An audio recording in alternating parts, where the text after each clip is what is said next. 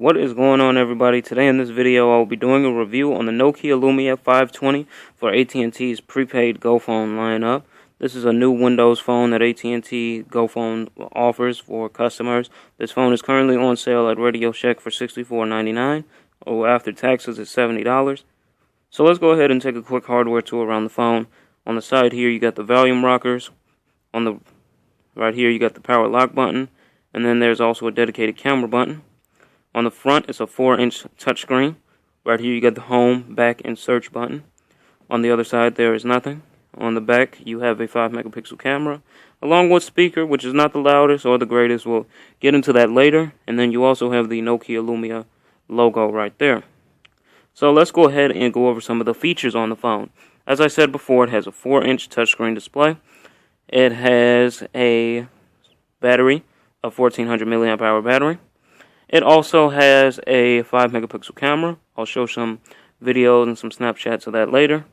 It also has a 1 gigahertz Snapdragon S4 processor. The resolution for the screen is WVGA, which is 800 by 480. It has brightness control, the Lumia color profile, which is all of the features that you'll get with all the Windows Phone. It has a 24-bit display colors, aspect ratio of 15.9. It has 235 ppi, which is pixels per inch. It has an LCD display screen, and it has no front-facing camera. It takes a micro SIM card adapter, micro USB charging port, which is right here on the bottom. As you guys can see, it has no NFC. It has Bluetooth 4.0, and that's pretty much it for all the hardware features of the phone. When you're on 4G with AT&T, which is called their WiMAX network, so the 4G LTE, it very differs. The highest you can get is 21.1 megabits per second. So, it's pretty good, whatnot. So let's go ahead and turn it on here. To turn it on, you just go ahead and hit the power button right there, and then you slide it up, and then you can have a passcode in there or not. I do have a passcode in there, so let's go ahead and unlock it. Once when you are unlocked, you are greeted to the typical Windows operating system. You can scroll up and down. It's very fluent. It's very responsive. You can scroll left to right. This brings you to all of your apps right here. Let's go ahead and dim the lights a little bit. Alright, so I did end up dimming the lights just a little bit here, so we can go ahead and take full responsiveness for this phone and the actual screen. It's a pretty nice screen in general. I wish that I could make it darker than this. Actually, hold on. I'm going to show you guys how bright this phone actually gets. So if we scroll down here to where it says settings, and then we go into where it says, I know you guys can barely see what I'm doing here, but if we go into where it says brightness, it's on low brightness right now. And then if we go ahead, put it to medium, that's super bright, and we put it to high, you can't see anything at all. It actually unfocuses the camera.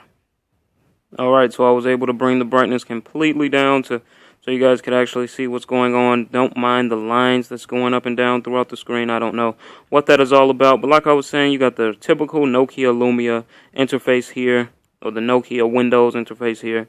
You got Temple Run. You can download apps from the store. And you do have to have a Hotmail account to download, just like you have to have a Gmail account to download apps. Right here is just the phone. It brings you into the phone. It says I don't have the SIM card inserted because I'm not actually using this as a phone. It's just a review unit. Right here you have the messaging. So if we go ahead and we click on right here where it says plus, we can go ahead and type a message. The keyboard that it comes with is nice.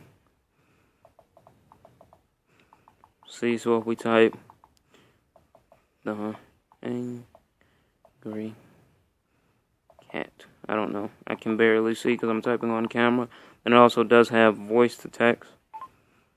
Let's go to the store at 1 o'clock in the afternoon. Let's go to the store at 1 o'clock in the afternoon. So, pretty responsive, way better than Android right off the bat. Tell you that right off the bat, that is way better than Android. As you guys can see, is just way better than the Android voice to text. But let's go ahead, and if we go into here to the store, you know, it's your typical store. You can't download an app to download free music. But it's a typical store. Slide it, and then we could listen to music and whatnot. But we're not going to do that because we're going to be getting into copyright violations. And then people, that's just contacts. It comes with all the default AT&T contacts. And also another thing that you can do on here is you can go into where it says settings. If you swipe to the left, that brings you to all of your applications. You can go into where it says settings, and then you can change the theme. You can have it as a dark theme. We're going to put it as a dark theme just for the sake of this video, so we can actually see what's going on. So now it looks more like an actual Windows phone, and then you can change the actual colors of these panels as well. We got the email application, which is just a typical email. You know, you can go in there, set up your email and whatnot. People, again, you can link it with Facebook. Maps, the AT&T Navigator, Nokia Music, it's just a music player. The Xbox Live, if you want to connect your Xbox to this. Photos, like I said, it's a 5-megapixel camera. Be sure to stay tuned towards like the end of this video. I'm going to cut it out, and I'm going to put some sample pictures and also some sample videos for the camera as well. So if we go into here with the camera roll, I don't have anything recorded as of now. So we can hit the back button. Another thing that I don't like is these back keys. They do not light up, so that's pretty much a downfall. But we'll go into photos, and then the settings, the weather app, just some preloaded AT&T stuff. Now, as I was saying earlier, it has a 1.4 Snapdragon S4 gigahertz processor, so it's a pretty nice processor. I mean, it's really nice. It's really snappy, and it's really fluent. Let's go ahead and jump into the web browser here, and we'll go ahead and search for a YouTube video here.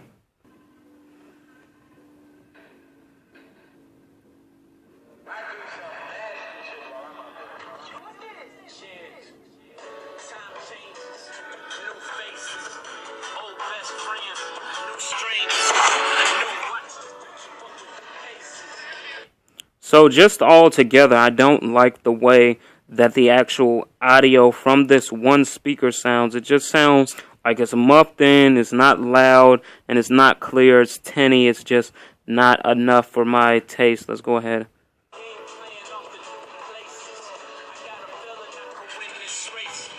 But besides that, the screen does look pretty crisp, pretty clear. And it's actually a pretty nice screen to watch videos on. It doesn't have HD playback or anything like that. But if you hit the search button, it also brings you to this Bing. So we can go ahead and type something in here, such as Google or Going, whatever is going to pop up for us. And again, and if you do have it set to white, it will look white. Everything will look white. If you have it set to the black, everything will look black. So that's one thing to keep in mind. So pinch to zoom. Really nice, really fluent on the phone. Let's go ahead and talk about battery life. On standby, you can get about a whole 4 to 5 days out of it. The battery life on here is like an iPhone battery. It only drains when you're using it. Heavy usage. It's been off this charge for at least a good 2 to 3 days now before I wanted to start actually filming the review. Let's go ahead and take a look at Temple Run. And I will not skip past this part so you guys can actually see how it loads up. Again, we are on the lowest brightness setting just for the sake of the video.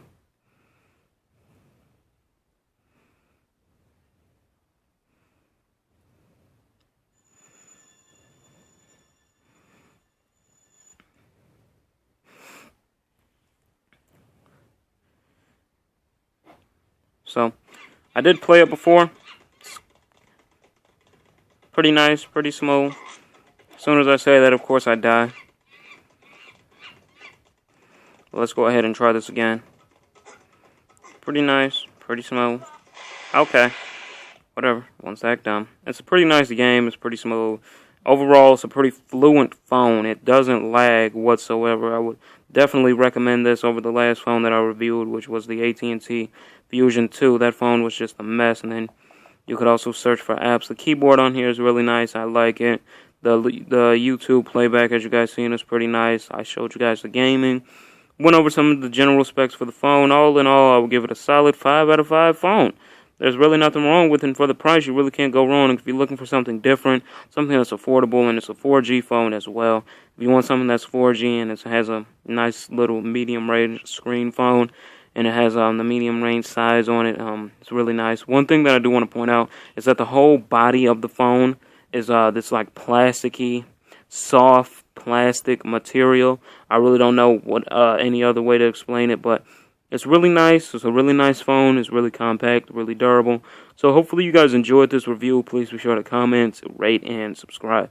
Peace. Subscribe. Peace.